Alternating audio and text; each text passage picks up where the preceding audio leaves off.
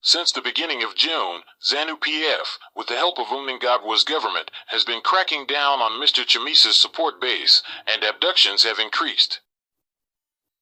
The situation is simple. ZANU PF is trying to crush all possible protesters against the Mnangagwa government ahead of the SADC Heads of State Summit in Harare in August. Malawi joined Zambian President Hakainde Hichilema in seeking diplomatic intervention, according to media reports.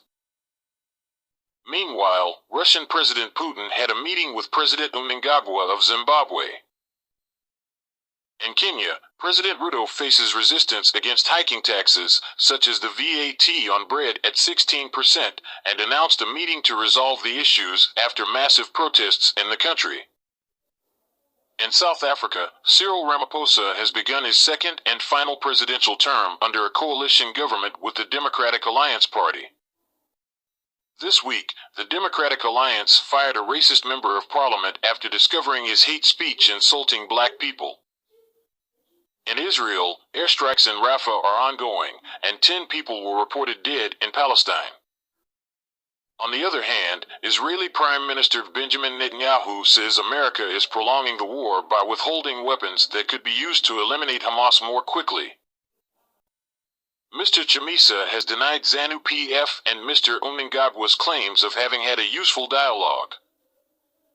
Firstly, Mr. Mnangagwa and the ZANU PF team are busy arresting all possible anchors of Mr. Chamisa after successfully infiltrating the CCC.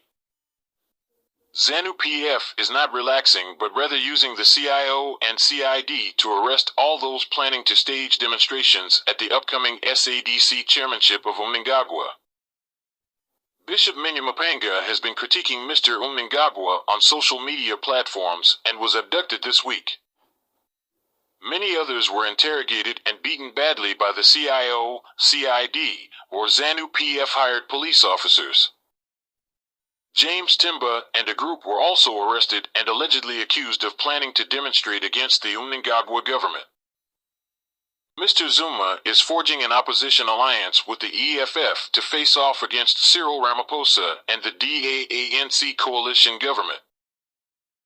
Mr. Zuma claims the elections were rigged and is pushing this agenda to the international community, demanding immediate re-election. In the mainstream, Cyril Ramaphosa and his coalition partner, the DA, are telling the media that the people have spoken and demanded they work together. However, it is Mr. Jacob Zuma's actions that have broken the ANC's two-thirds majority, which dominated for 3 decades. Stay tuned as we share more news.